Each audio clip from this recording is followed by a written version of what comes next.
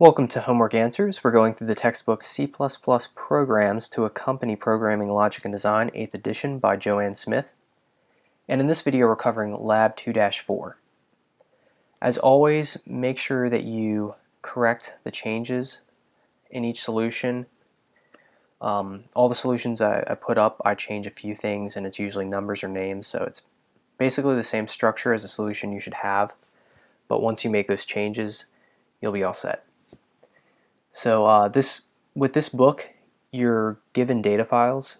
You can either get those on the Cengage site, or your instructor should post them on Blackboard or email them to you, or whatever they do.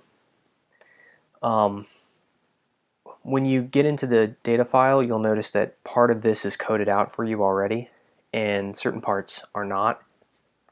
So I've got the completed file here, and of course it's modified, slightly with different numbers maybe. But what we're trying to figure out here is an employee's take-home pay. And so what we're going to end up doing is we got to know the salary, the state tax, the federal tax, number of dependents, the dependent deduction, the total withholding, and the take-home pay. So all of those are declared here.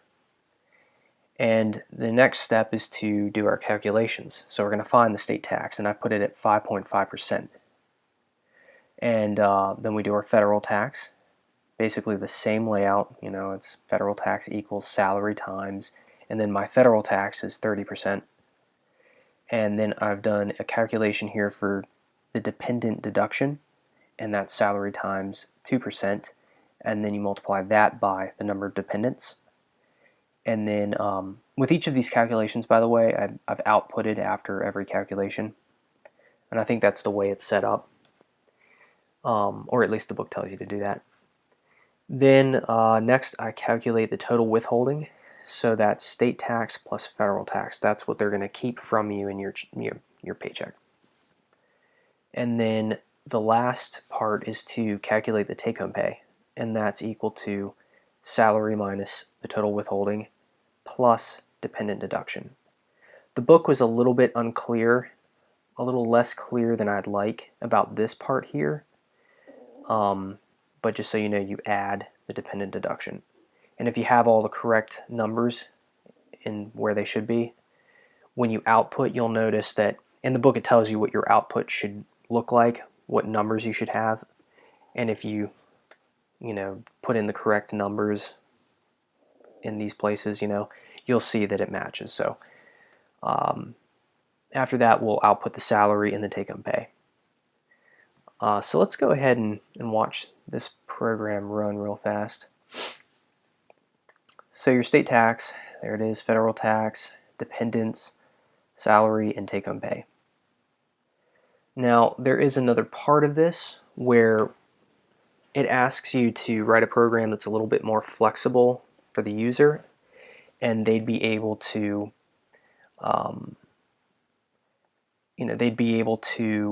modify it to have the user input their salary and the number of dependents. So the way you would do that is I'm gonna put this as 0, and the number of dependents I'm just going to initialize that to 0 as well. And first of all, let's go ahead and say if we wanted to do that, let's just put salary. So this is our salary section. We're just going to put a place here for our user to enter the salary. And so maybe I'll put a $sign here. That's how you put $sign. If you don't want to do the actual $sign, you can use that. And then we can actually put a semicolon here and then put that and salary. So that's where we're going to have a place for our user to input CN. They're going to input their salary. And next, it also asks for us to code a program to allow for the flexibility of the user to enter their dependents. So how many dependents do you have?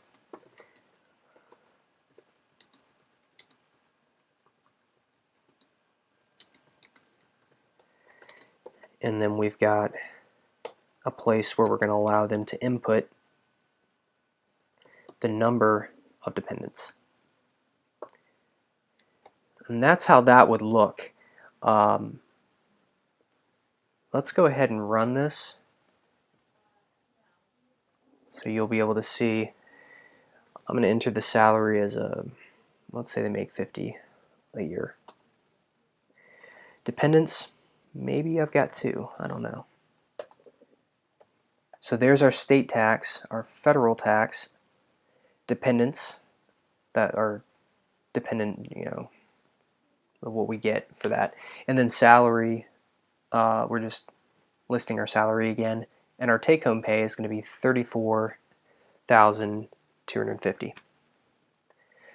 This also, in this problem, they say that later on you'll learn how to do the decimal places. Like if I want that to be 0.00, I'll just go ahead and show you that right now with one of the areas. Let's do our take-home pay. I'll put it here. So you're going to do set precision, and I want 2 decimal places. Now I need to have fixed, because if I don't, it's just going to do maybe 2 numbers, but I want decimal places. Now notice this little exclamation point here. It's not going to let us use that unless we go up here and put include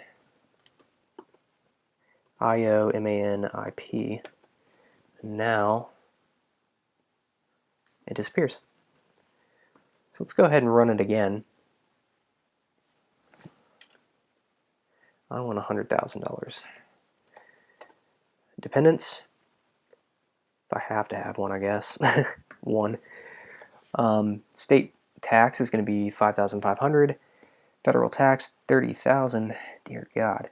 Dependents, $2,000. Salary is $100,000. So my take-home pay is going to be $66,500. And notice how I have that 2 decimal places there. So that is basically it for this problem. Let me look it over real fast. Yep, I think we're good to go. So anyway, thanks for watching, and I'll see you in the next video.